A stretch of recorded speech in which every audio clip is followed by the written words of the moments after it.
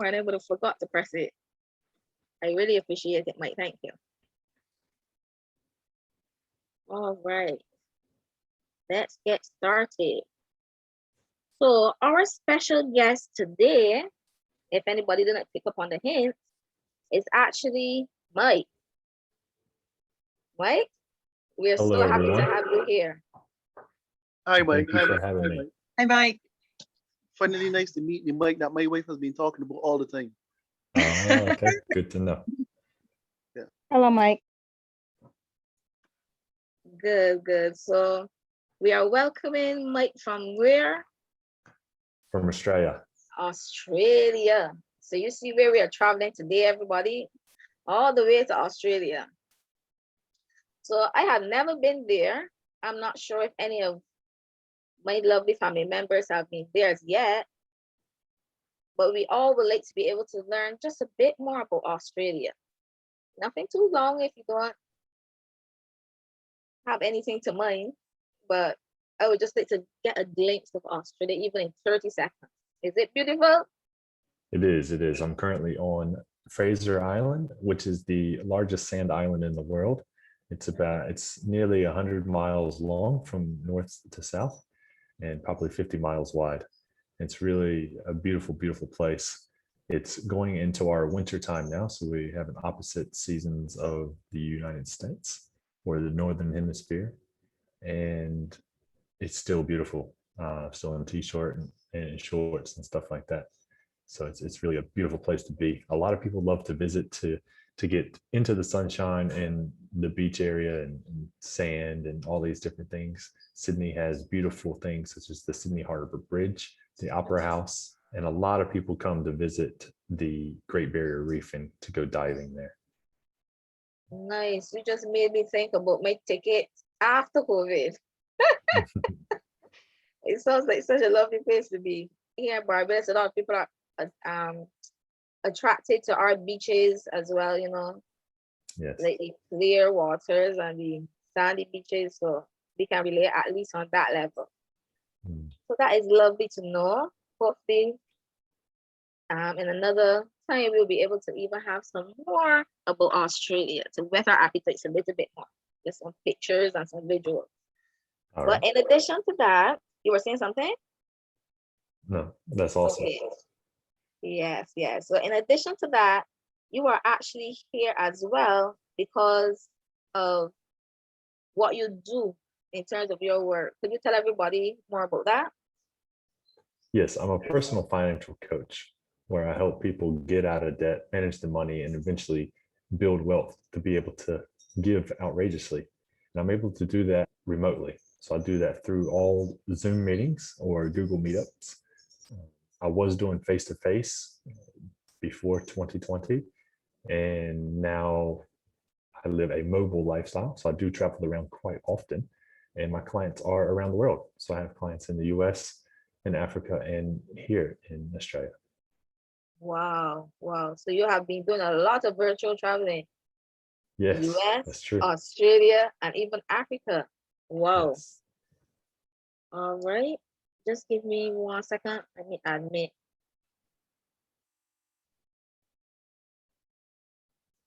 Yes. He's joining now. Okay. So how long were you doing financial coaching for now? 5 years.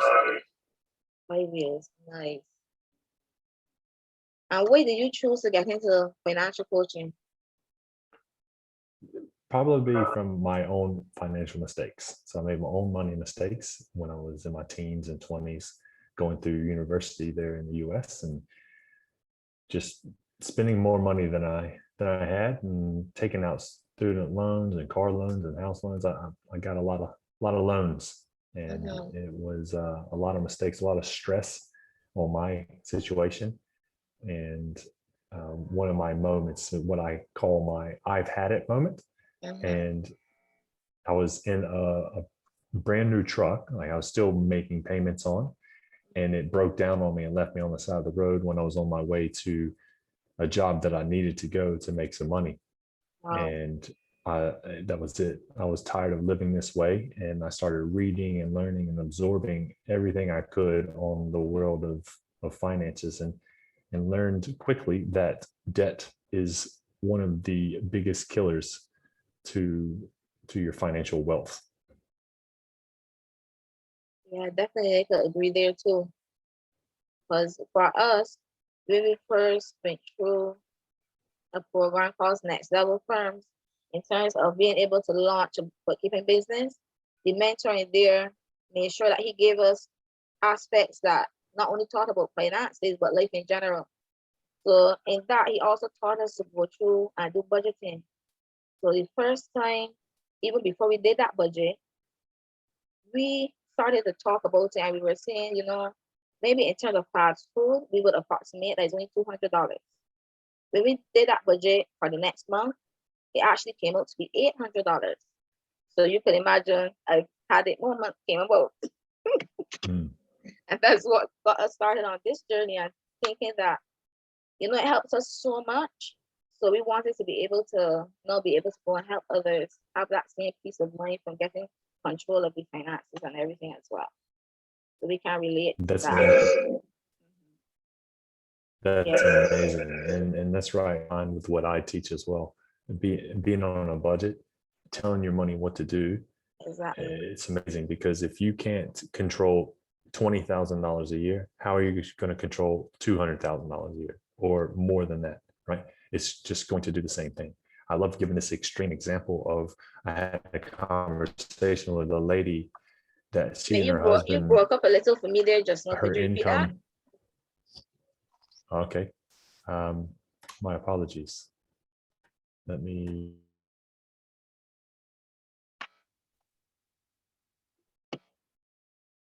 All right. So is that any better now? Yes, it is. All right, perfect. So I was saying, if you can't control $20,000 a year, how are you going to control $200,000 a year? And that really is because of you, the budget, behaviors, and the things that you do. I love to give this extreme example of, I had a conversation with a lady that she and her husband brought home after taxes $25,000 a month. Mhm. And she could only tell me where $6,000 was going. Wow. $19,000 a month was just disappearing. Mhm. And her only answer was, I'm a generous person. That's a lot of money to disappear in 4 weeks. Yeah. But if you can't control the little monies, you can't control the big monies. So it doesn't matter what your income is today. If you don't do a budget and you don't have a cash flow plan, the money's just going to disappear and leave. Yeah. And then you'll be stuck in that same paycheck to paycheck cycle and just wondering how the money vanishes. And still at the same time That's not right. getting closer to any financial goals and so on. So of course, Yes. when you go through anything new for the first time, it takes a lot of effort. It's not easy to make the changes. Would you agree that for you, that was the case? Yes. I mean, I had my I've had it moment. So the motivation was there, the reason, my why was there to move forward, and I was open to trying new things, which I think a lot of people, even on this virtual call here, everyone here is going to be in the same situation of being open to something new. They're listening to me. I'm someone new in this group. I'm someone new with different experiences. And so I started listening to people that were winning, some of the people that were where I wanted to be. And I took that, and I had to take the action. You can listen all day long. I like the analogy of, you can read a book on swimming, but it's not until you get into the pool or the water that you'll learn how to swim. So I can Very give you true. the knowledge, but you must take action.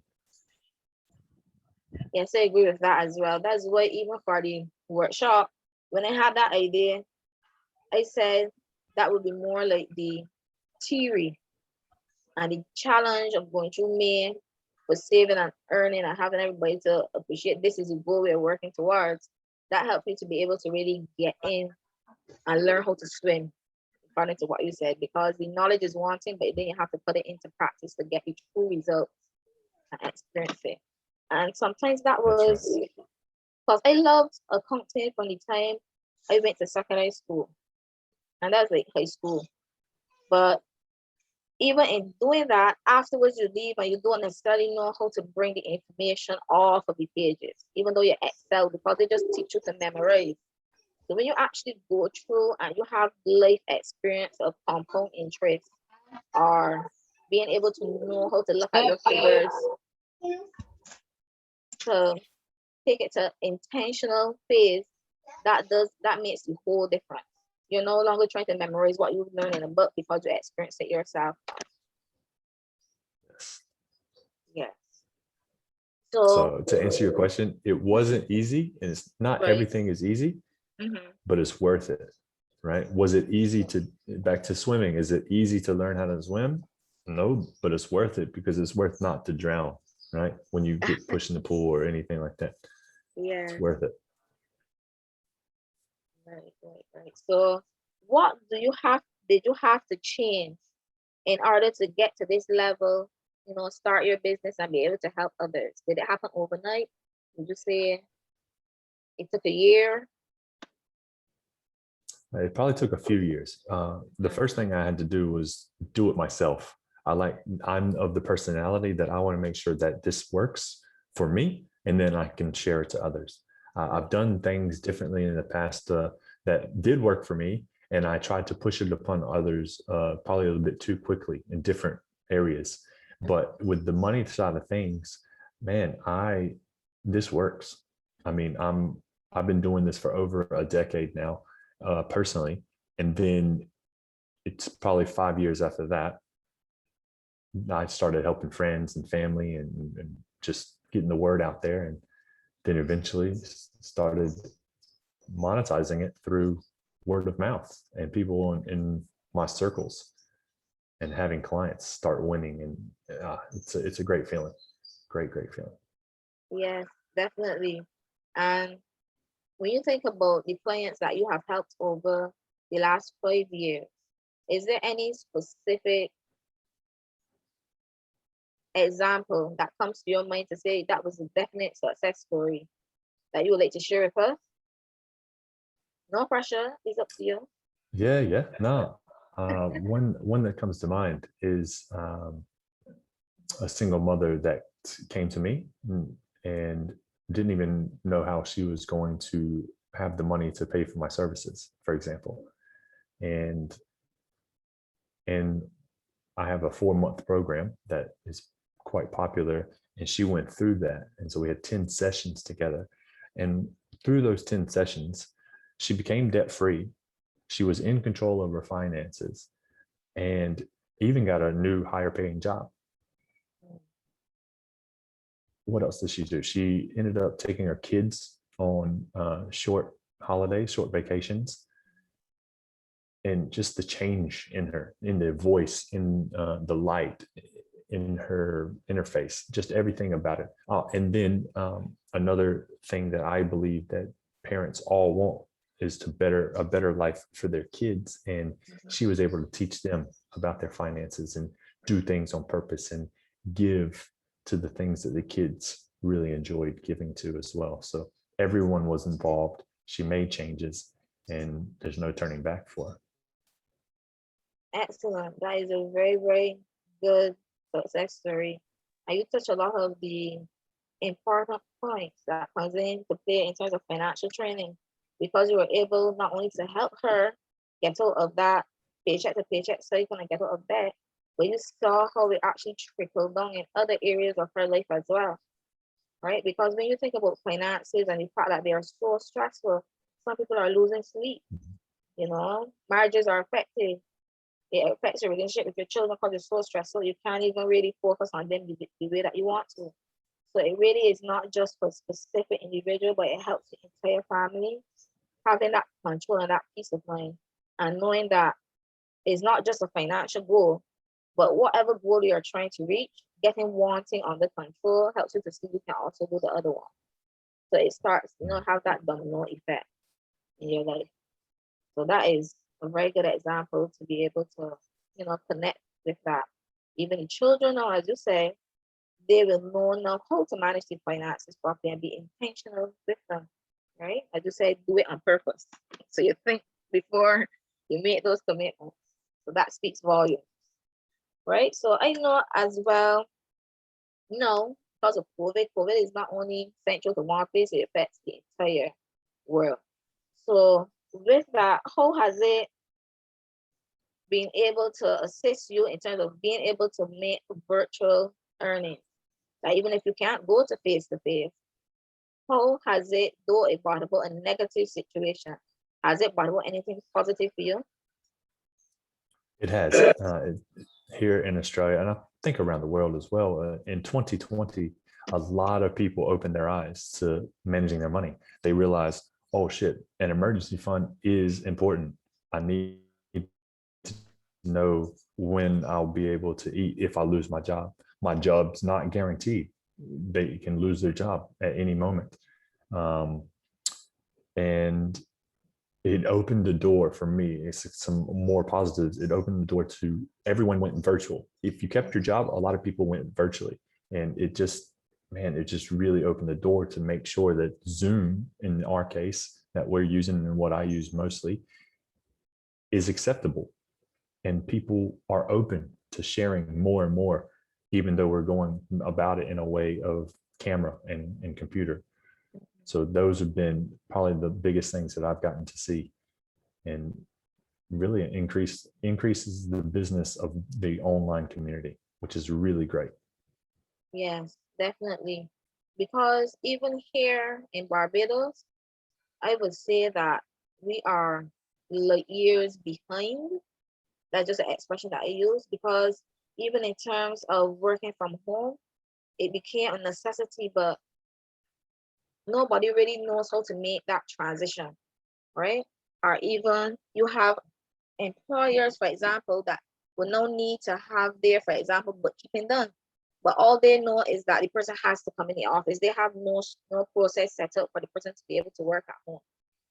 So in that, when you don't have that virtual environment, especially in COVID, where you can't really go out, a lot of people are losing that income, right? Mm. So now COVID has everybody depressed, but there's also a bright side of it, because of virtual, you don't only have to work with individuals where you're located, and not only from Barbados, we can be traveling to Australia, we can be traveling to Canada, we can be traveling to New York. So it actually opens up that very big opportunity to have that hope at the end of the tunnel, being able to reach out to other places as well. So that is one area I wanted to highlight, because even though it is a negative situation, a lot of positive came out from it. Right? And the same way both you and I have done it, there are other individuals, even in this same program as well, or on the same call, that will be able to do it as well, just to show them that these possibilities are real, and it's not just something virtual, meaning that it's invisible, but it's actually real jobs that you can get and real businesses that you can own just by doing the work. Just by doing the work, and it will happen. So let me ask then, since you went through growing your business and everything, and you said it took time, took 10 years, some resistance would have been coming through as you're making the changes, what advice would you give to anybody who's now starting their journey in terms of getting the As control of far their as, yeah, for their small business or controlling their money? It could be both, because some individuals in here also own their own businesses, but also need help with finances as well. So you could answer them separately or merge them together. It's really up to you. All right. So right off the bat, I can tell you how to be wealthy in one sentence, and is spend less than you earn. It's not really any harder than that. And in the US and Australia, those are the two main players that I have experience with in you must go into debt, or you have to get credit cards and student loans and car loans and all this. If in the example of the single mother with the kids, she was in debt and she's gotten out of debt and she was able to teach her kids this. If her kids will start at zero, That's better than started at negative $50,000 in debt, or $100,000 in debt, because you have to climb back to zero. But if the kids start at zero, they can grow their wealth faster than someone that starts below them. So that's the biggest thing that I would say is just don't spend more than you earn. Don't go into debt. If you don't go into debt, you'll simply be ahead of 78% of the people around the world. That's powerful. Powerful. And that's a massive amount. If you want to be in the top 10%, in the top 1% of the world, or whatever it is, it doesn't take much. You just need to not go backwards. And if you want to relate, I like to relate this to health in a way that people can understand, because health, it's not hard either. Eat less, exercise more. It's not any harder than that, but that's only part of the equation, because you have to take the action. It's the behavior. It's me. It's the person in our mirror, right? We know how to be wealthy. I just told you, spend less than you earn, but you have to be able to tell yourself no. No to the donuts, no to the credit cards, whatever that is, a need versus a want. You have to do that. And in business, it's the same thing. Business is no different. We're all in small business. So the person that is reliable is you. You're the secret sauce. But you have to be able to tell yourself, no, I can't do that right now. I can't do this education. I can't buy this tool. I can't buy this equipment right now. I will later, but right now I don't have the money. And we have to be able to do that. We have to take our time, because it will happen.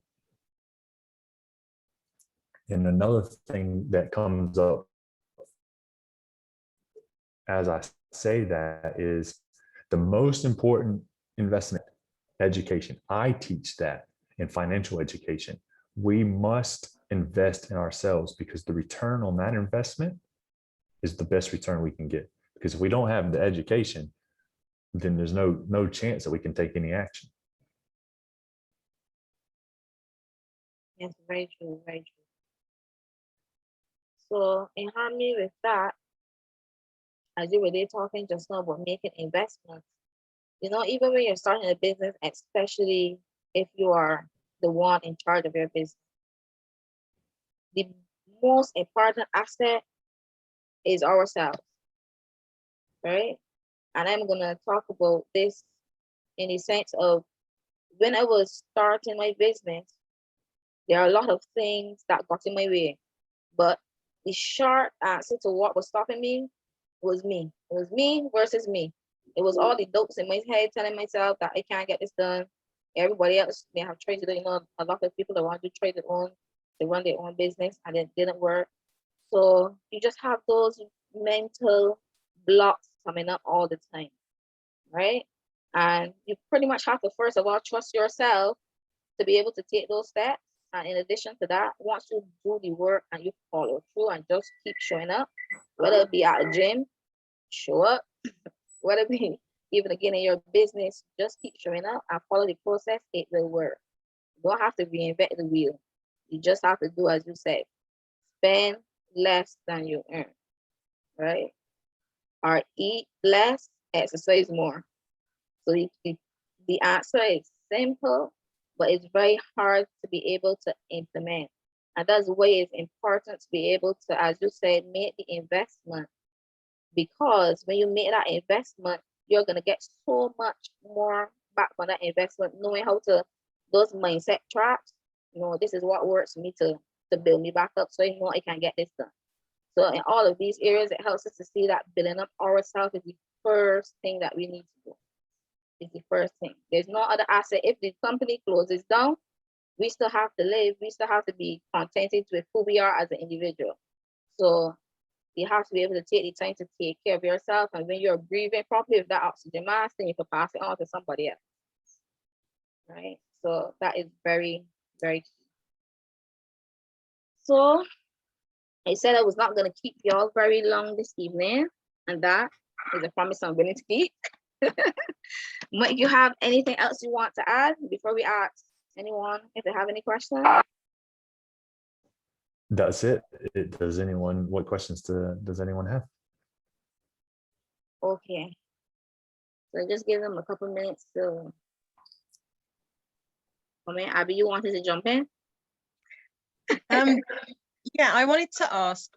So, for example, in my business, I keep everything, I try to self-contain everything, right? So I try to make sure that I can make the money to do anything I want to do. So like, for example, I have a planner that is print on demand. So when persons pay for it, I order it. I don't have so many out of pocket expenses. But I think my probably thing that I want to ask about is, how do you generate more? I actually read something on your website yesterday. It was talking about, generating different revenues. She's meaning your website, Mike. Yeah. She means your website. Yeah, I had a look. But I'm thinking about, I guess it's more than managing the money. Because to me, like I said, I haven't got any credit cards. I haven't got that sort of stuff draining me. But it's just the kind of not making the money work for me, I guess, that I'm more interested in. Because it's still just there, and then it finds a way to leave me. I've got 3 kids, a husband, and everything else. There's always something you can spend the money on, right? So how do you go about finding some way to make the most of it then? Put it that way. Yeah, that's a great question, and something that's very common, if you will, because it doesn't matter how the money comes in. You've done the great work of it not disappearing easily, but now it's just the next level, the next step. And that just comes down to discipline and doing it before the month begins. For example, when a budget or a cash flow plan, some people like to call it, is done at the beginning of the month. So we're in May. So May 1st, I've told all of my income that I believe that's going to come in May, what to do. Like, I have a list of where it goes. And I've gotten, in the past, I was complacent in a way where I had very minimal spending, but then I had, say, let's just do round numbers, say I had $1,000 over here. I didn't have a name for. I didn't give it a name. I didn't give it a place to go. It just disappeared. Oh, for you mentioned the kids and the husband, and things just come up. But if you've said, this is how it's going to be, say 500 invested into the business, 200 for the kids, 100 for going out to eat, whatever that is. And then once I did that, and once my clients do that, then I don't have to worry about, you can have that relaxation of the money's not going to just disappear. It's already in this allocated position. And then if something does come up, you have to have a conversation, right? Let's give the example of kids. Kids can break their arm, for example, then that's doctor's fund or whatever, right? So that money needs to be sitting over here as an emergency fund, or it needs to come from your going out to eat budget, right? Wherever you are in your financial journey, you have to have that conversation, because if you don't give it a name, as you've experienced, it's just going to disappear, right? I like this tagline. If you want to write this down or take this with you, money that doesn't have a name is called spent. Totally. Because totally. And it just disappears, awesome. And we all do that. Yeah, no, that makes it more, because I'm all about the planning in other areas. But like I was saying to Sasha today, even I find that the money side of it, I just don't plan. And it's crazy, really, when I think about the amount of stuff I plan for everything else. But yeah, no, that is a really good, that's fantastic. Thank you very much. Thank you. You're welcome. And you have the tools. You've already experienced them. You already have, how to plan, how to organize. Now we just got to take it to another area, right? So for me, in my journey, money came first. Right. And then my health followed. So I now feel like I'm a very healthy person, and I'm very aware of things. I personally had to do money first, then health. A lot of my clients actually do health first and then money second. But it's just a behavior. It doesn't matter where it is, if it's business, if it's kids, if it's your relationships, if it's your adventure. if you are in control of one area, you have the tools to relate it to another area. Yeah, and I like that thought of that control, because that's what I found before I started a lot of the planning and that sort of thing. I just felt in chaos, you know. I had a lot of energy and a lot of drive to do, but it would just be like, you just start, you know, just get in there, let's do it. And then it'd be like, oh no, where am I going? Like, what am I doing? What's going on now? You know, so you didn't know the next step. But that's what I found, that the planning helped me to really feel empowered, because I was, like you say, I know what's happening next. I know what's happening next month. I know what even like my income goals and that sort of thing, I know what they are. But like I say, when it comes in, it doesn't know where to go. So that makes total sense. And you see, we need people like you guys to tell us these things, because you do not think of it unless somebody sort of points it out. You just drift along, and like you say, they don't teach this at schools. They don't teach you these sort of life skills, which is terrible, really. It is. It is. I gotta get in And we don't know what we now as well. and we don't know I what didn't we hear don't that know. last word. I mean, so for me, Mhm. we don't know what we don't know. Mhm. And I was having a conversation with a friend yesterday. We've been friends for 6 years, 7 years. And she got me she really wanted me on the health thing. And she tried for 2 years. I didn't do anything because it wasn't important to me. And then I learned from experience, from watching, from reading, from learning. Then I opened my eyes and I was like, whoa, this is actually important. And the same thing with money. Money is the same way. And business, personal development, your relationships, how to have a good relationship. Those type of things are all something that you mentioned should be taught in schools, but they're not. But so we need to learn somewhere else. And a lot of things are going virtually and online, and you can find out so much information online. It's really, really good time. I love being alive at this time. It is awesome. It is awesome. And it's good to put it down to the children, because same thing, like you say, they don't get taught it at school. And then if you don't teach them, who's going to tell them? Because it's just going to be another generation that get taught the wrong things or don't get taught anything. And it's just the same problems, isn't it? Just perpetrating again and again.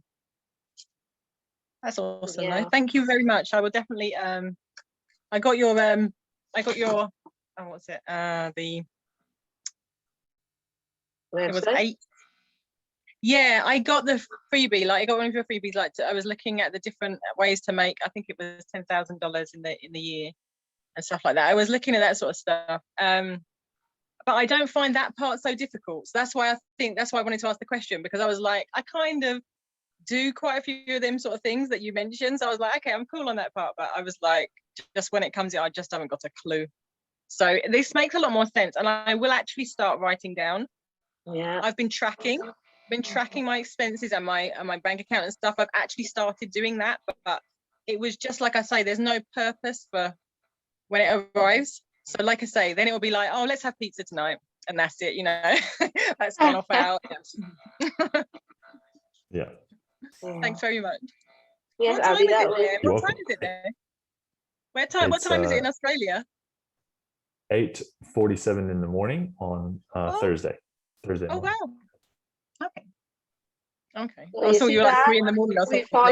We have traveled to Australia, and we are right there in the morning. Moment is night right here. See all of these things that are possible virtually. I told y'all to put on your kids. Thanks a lot, Mike. I mean, that was a very nice question too. And I like how Mike handle it, because it comes back to being intentional again. Even from the beginning, make sure that you project your income and expenses and keep tracking as you go through the month. But in addition to that, you were also mentioning about growing the income even more. That's the question you were asking about.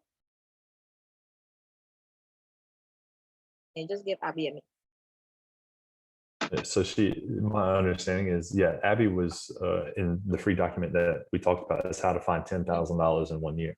And it was about being creative, reducing expenses and those things. And Abby she's already done that. She's well across that. So it's just about organizing it and where it goes for the next steps. Right, is my understanding. I captured that, but in addition to that, I was, when she unmutes again, are you back? Yeah, sorry. You What were were also, in addition to talking about being intentional with your money in terms of budgeting and so on, were you also inquiring about other ways that you can grow your income even in your business? I did notice, yeah, there were some new things that I didn't think of.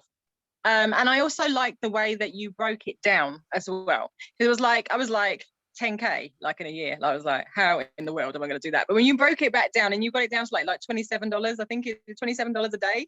And I was like, yeah, but that doesn't seem so difficult.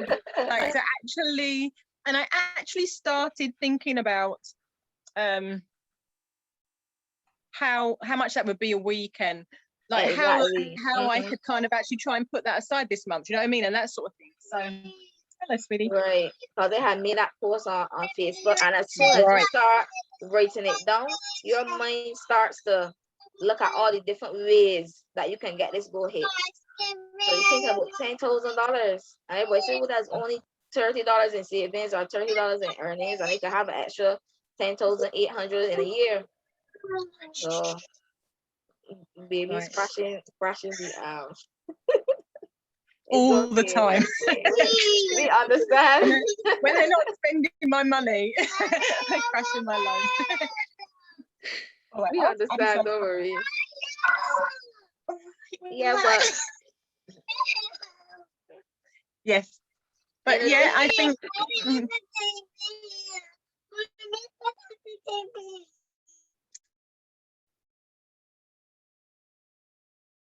Okay, go ahead, guys. I'm going to judge TV. I'm going to be right back.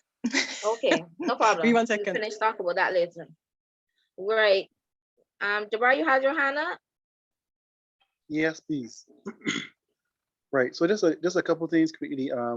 When it comes to the tracking of the monies, as Mike said, when we implemented that as a family, it really made a big difference, because as Mike said, when you don't know what to do with the other monies, it's pretty much spent. So for us, when we started tracking our finances, it was like, oh, this is where the money is going.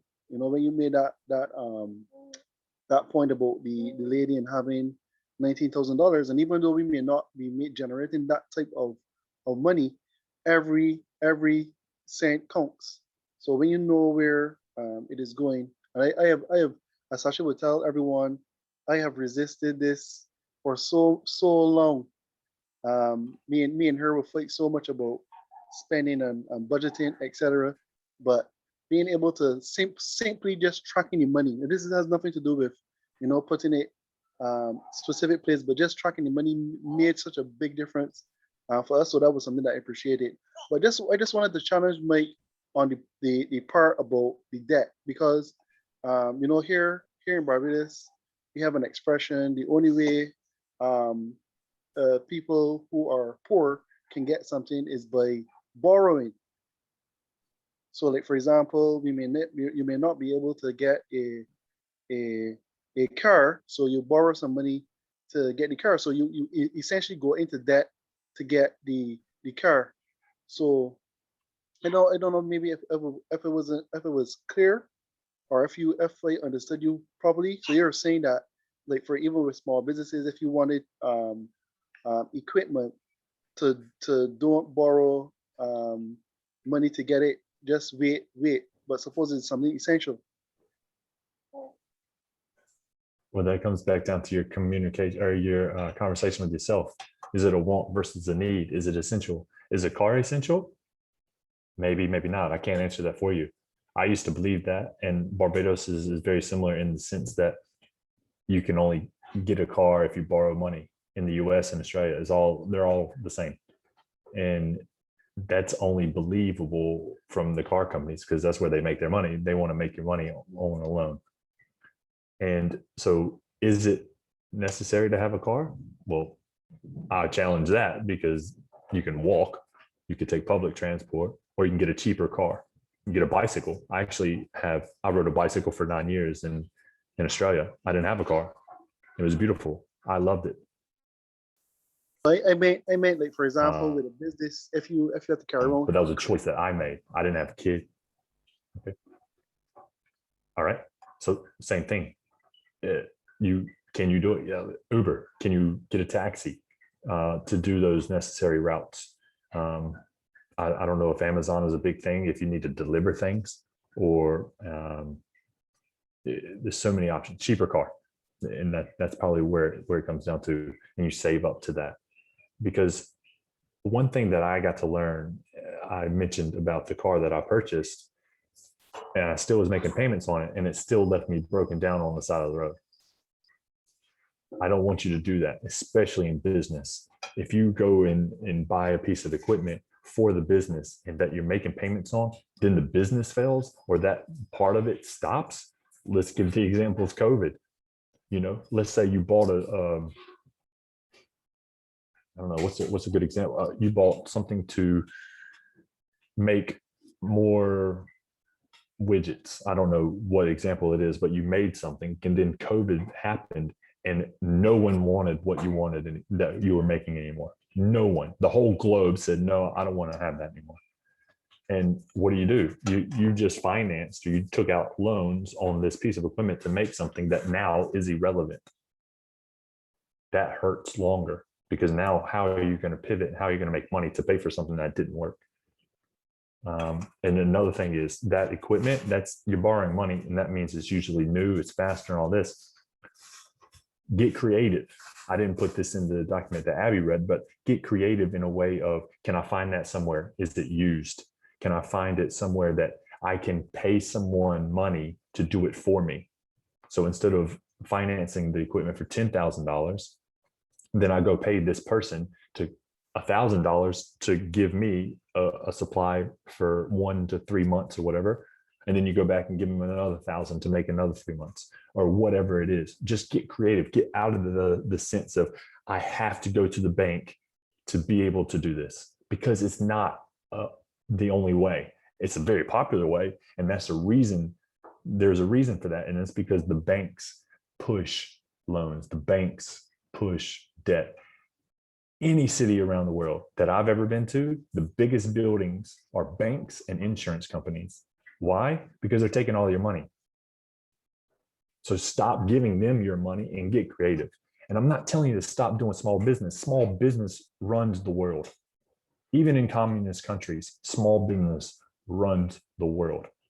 So keep doing what you're doing, but just think outside the box. Don't get stuck in a way of, this is the only way to go student loans. It's the only way to get a car. It's the only way to continue to grow my business, because it's not. I've been debt-free for 10 years and I will never go back to debt. And since then, my wealth has grown tremendously. And I've surrounded myself with other people that are wealthy.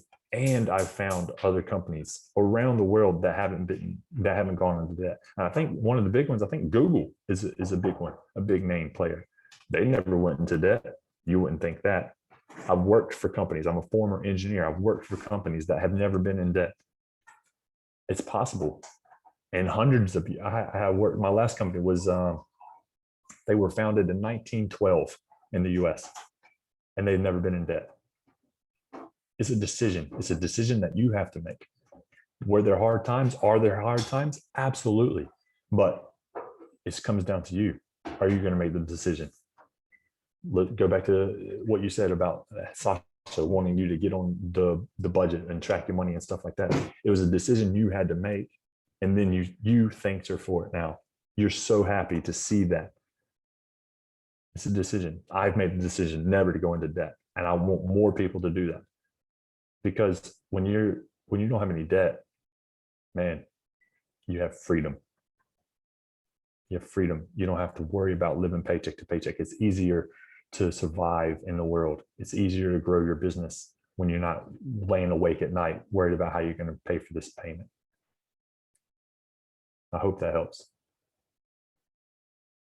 Yes, yeah, I appreciate that, because as you said, in terms of being creative, I think that we are trained to have a one-track mind. In terms of, this is what you have to do to achieve it, borrow or do this. But I appreciate you when you said, find creative ways to get stuff done without having Yeah. to go into that. I appreciate that. Thanks. I appreciate it. Yeah. And I love it as well. I appreciate the question because I sometimes get a one-track mind. I have to do it this way or this way.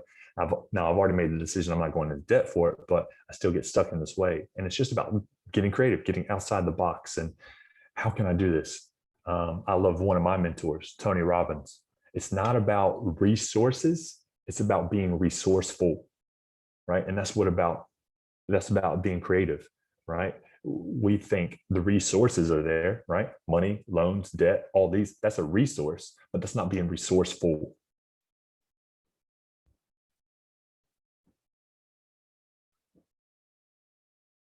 Great, great. Nice. Thank you. Great question and excellent answer. Wait, really. Screen. Oh, that's not trees. But in addition to what you were seeing just now about even getting outside of the box, like right now, two things. I don't have my license to drive anywhere. I'm working on it, but still the decision will come, am I gonna purchase a vehicle? Now, when you go and purchase a vehicle, you could go and, as you said, spend lots of thousands of dollars on it, or I can look for a cheaper vehicle to buy. Or even before getting my license, what can I do that is outside of the box? I could actually pay one of my friends that are at home right now, but knows how to drive, and it would be way less paying them as a chauffeur to me to go and invest in the vehicle now. So that will work for them because they're at home, and it will also work for me because they need to get around.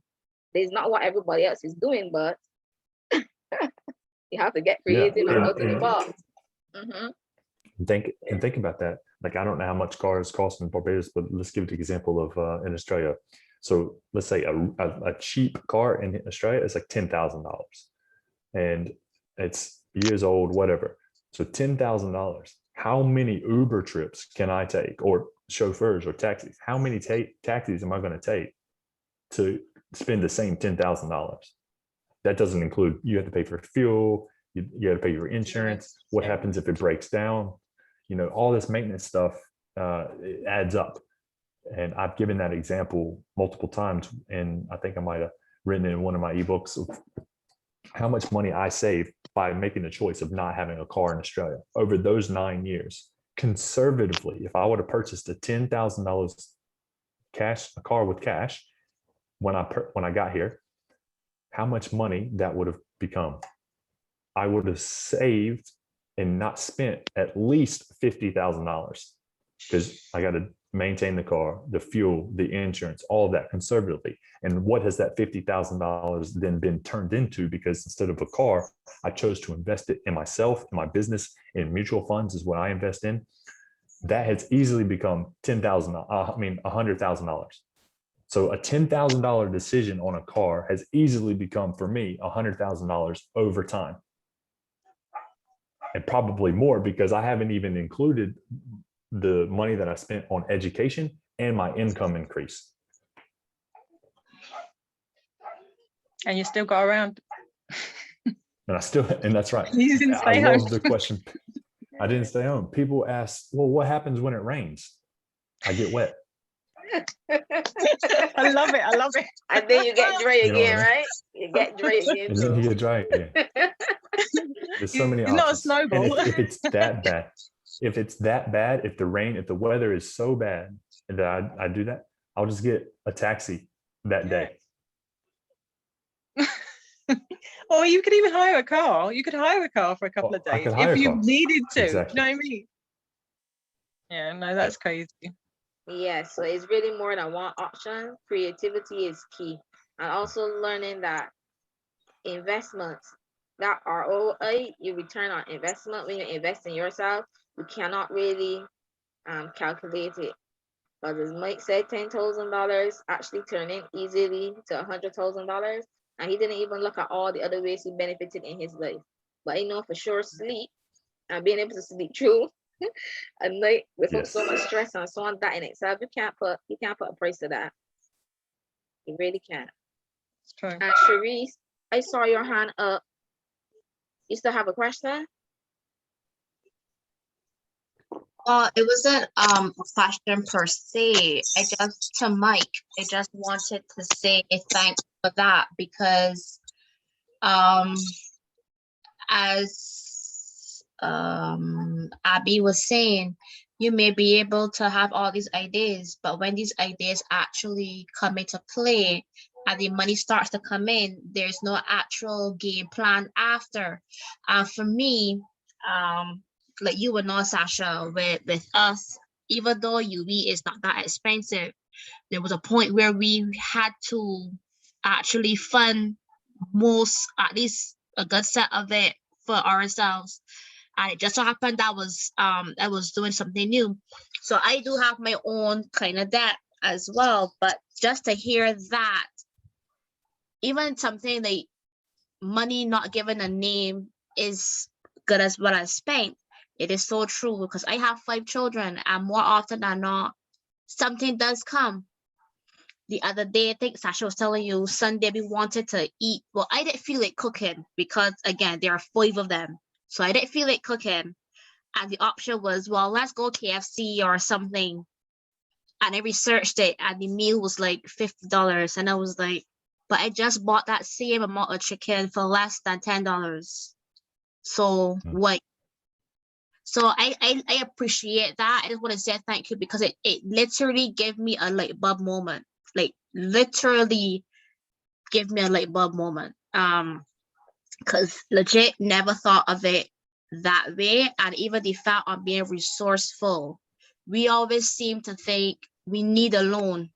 We need to have quick cash. But as you say, well, I may not be able to ride a bicycle. But hey, I could find something else to do. You could drive me around though, Cherise. I can't drive me around, Sash. But so I like that. Even like me, I'm trying to start a new business now. My first time starting a business since I have been not working as COVID came in. So I really just want to thank you. Sorry, can't put on my camera again. 5 children, it crazy in here, but we understand. Don't worry. Yeah, that's why I say thanks. And thank you. I'm glad that you had that light bulb moment, and that means a lot.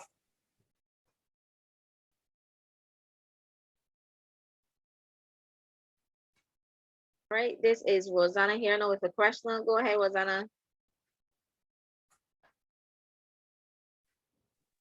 Yes, so I would like to, but I already have a small business, but there's something that I would like to do in addition. Right now, I teach English as a second language to persons all over the world, but this is with different companies. But I came to recognize students would ask me all the time, oh, so you're the only teacher from Barbados. Oh, so you're the only teacher from Barbados. So after this coronavirus, well, it's still going on. So during this coronavirus situation, I was like, hey, maybe I can get other people in Barbados to do what I'm doing, which is to use their native language to earn money. So I am currently writing some ideas in my book. My husband will tell you I love to write ideas in books Me too, about how Rosanna. to Me get too. this. Don't feel bad. But that's where it is. It's in the book. So I need it to come to life, come to reality. How can I get persons in Barbados to use their native language to earn money? I was thinking about a certificate that I had to achieve first before I could go about this process, and encouraging persons to do that because that certificate is accredited. I am not. And if I start, something, I don't know how to go about making it accredited. So I was saying, well, maybe I can let them sign up with the company that I got my certificate from. And then in addition to them completing that certificate, then I could do something from my end where I could do maybe some role play as to how I go about teaching, or as they're doing the course, maybe I could have like a Zoom meeting where if anyone has any questions, I could answer it. Because when I did the course on my own, there was no one to ask any questions to. So, and I had lots of questions. So I will be the person they would ask questions to. And since I have the experience now with teaching, it makes a big difference now if I had to do the course all over again. So I wanted to know, how can I get this course from my book, my notebook, to into reality? Very good Find someone question. else that's done it. Pardon Go So me? ahead, Mike. that's Mike, you I can go don't ahead. Oh, okay. So what comes up for me is that find someone else that's doing it. You want to practice, you want to follow best practices. For example, I have a money mentor that I started, and now I'm putting that into implementation. Now, it may not be your native language that you're following, but someone's done it because you have experience in teaching English. So someone had to start a business in a program for you to be accredited, for other people to come to. So you can, how I see it is, you can follow their best practices and then apply it to your business. Okay. Mhm. I'm not sure if that is helpful. Yeah, it And is. Sasha probably has more experience and probably something else to add to that. Yeah, that is a good point because that's the same thing I did, as Mike said, when I wanted to start my bookkeeping business at that point.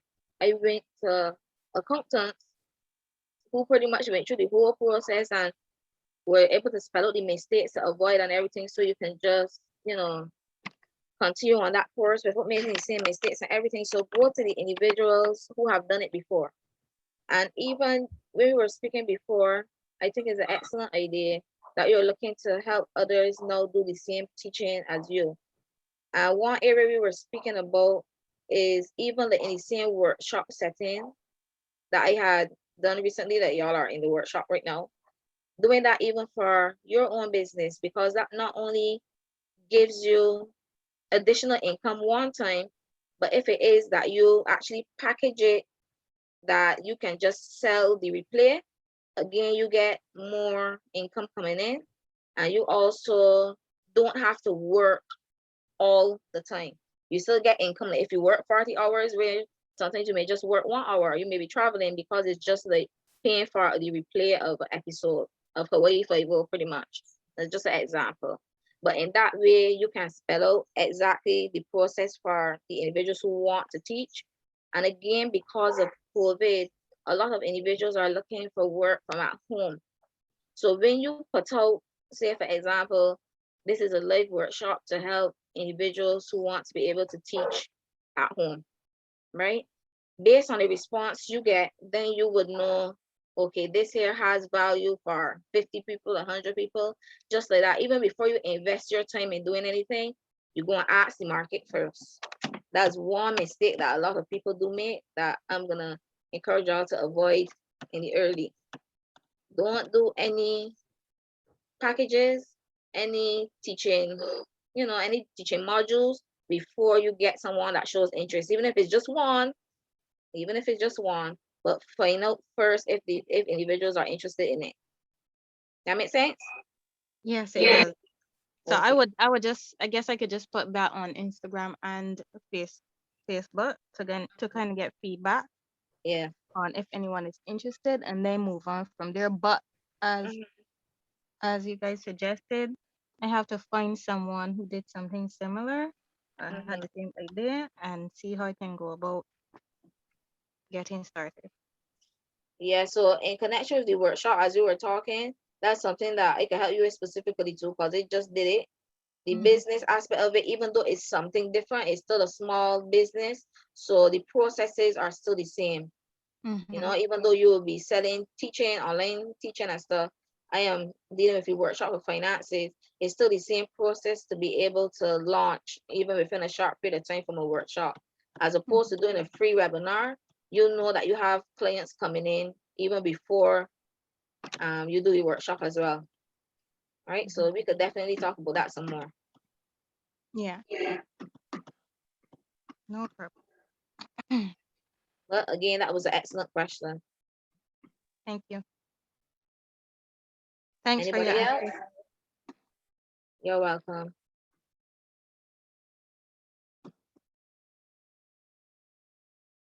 Any more questions? Just give me 2 more minutes. It doesn't have to be a question. It could be a comment. Anything?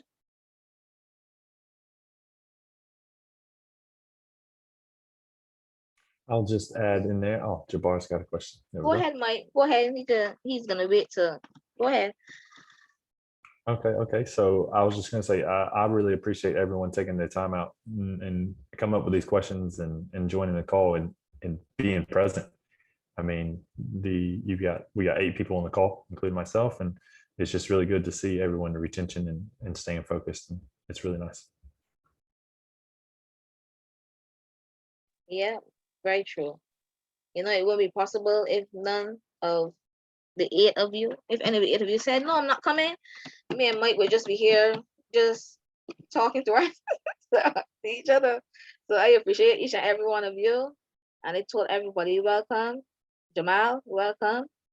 I didn't tell you welcome earlier. So Jabbar, you can go ahead now. It would have been you, Mike, and myself. Just for the record, again, right? Mike, just wanted to ask you a quick question. And this has nothing to do with finance. I just wanted to know if you, since you're Australian, if you like cricket. Okay. Well, news for everyone. I was actually born in North Carolina, so I am American, and I came to Oh, Australia okay. 25 years ago. And I am a dual citizen now, and I didn't get introduced to cricket until I got here, and it's not something that I enjoy watching. Okay. Fair enough. I agree. Thank you. It's not something You're I welcome. enjoy watching, but I'd Totally, rather play. Mike. I'm there with you. Football, yes, but I am not a cricket person. I fully agree. He Yes, you're almost making made me it turn on something of the football. camera for that, Sasha. Totally not a cricket fan. Right. Just such a boring Such game. a Sorry, Jabbar. boring show. It Such meant a with the boring sleep. stuff. No problem. I just wanted to make sure, since he was, but it clarifies no since he's from North Carolina. Carolina. Yeah, baseball is his thing, I assume. Mhm. Yeah, baseball. Yeah. Thank you, Mike. But honestly, in terms of the call, I'm gonna give Sasha a really big high five because sometimes I think Mike and Abby mentioned it. The cycle, we have to break the cycle. I don't know about many parents who teach their children about finance. It is just we tend to wing it, but now be taking control of it. We're not. It helps us. It helps the entire family being able to um, build, and because money is a large part of life, we can't avoid it. Mm. So I really appreciate the advice, and I will continue to fight with Sasha. She has been trying very hard with me, but I'm a little hard headed. But I'm seeing the results of investing in myself and in terms of finance. And one thing as a small business owner, I would tell to all small businesses, make sure you get your finances in order, even as a small business, because you have to see where the money is going, where it's coming from, and you'll be able to make the necessary adjustments. So I really appreciate this call, and I hope that many more individuals can benefit from it. So I appreciate it, Mike. Appreciate it, Sasha. Thank you very much. Thank you very much. I have a side question. Go ahead, Rosie. Nothing relating to what we've been talking about, but through my experience with my students, Mhm. when Mike had mentioned is now going into winter season, I was like, what? I honestly, because I live in Barbados, we don't have winter season. So I figure winter will be during December, January, February, March. So I have a question. When does the winter season end? So we're completely opposite in the Southern Hemisphere in Australia. It's just completely opposite. So you're in spring in the US and northern hemisphere is then our fall, our autumn. And so we're just getting started. We're going to have winter solstice in just 5 weeks, I think, which is the shortest day. In Barbados, you're close to equator, so you don't really have a big fluctuation. But when I was in Melbourne in Australia, it would get dark in winter at like 4:30 at night, and then in summer you could still have the sun up at 9:30. So there's a big fluctuation there. But so July is probably our coldest month. Interesting. Okay, thank you. You're welcome.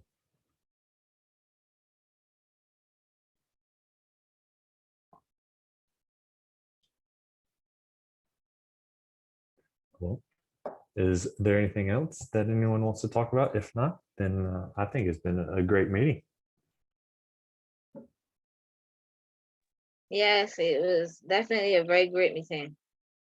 And you know, when we pass the recording on to the rest, they're going to be very sorry that they weren't here to get their questions answered and to travel to Australia and also North Carolina. We did a lot. We did a lot today. That's right. And like Abby, she's already been. And if anyone has any other things to read or reach out on, you can go to my website at moneylikemike.com and find some resources that way and connect with me on socials. And I even have some blogs there that you may be able to reference for any of your questions for people here and people that watch the recording. Good stuff. It was a pleasure to be able to have you with us, Mike. And I looking would forward second to that. be able to, Check it out. Check out the website. yeah, look forward to Thank being you. able to Very good. keep in contact as we do some more traveling and finances. Yeah, so thanks very much. Thank you very much for taking the time out to come. Thank you, everyone. Thanks, Mike. Bye. See y'all. All All right. right. Thanks, Sasha. Thanks, Mike. Thank you. Yes, You're Thank you. welcome. Bye-bye. Bye-bye. Okay. Bye. Bye-bye. Bye. Bye.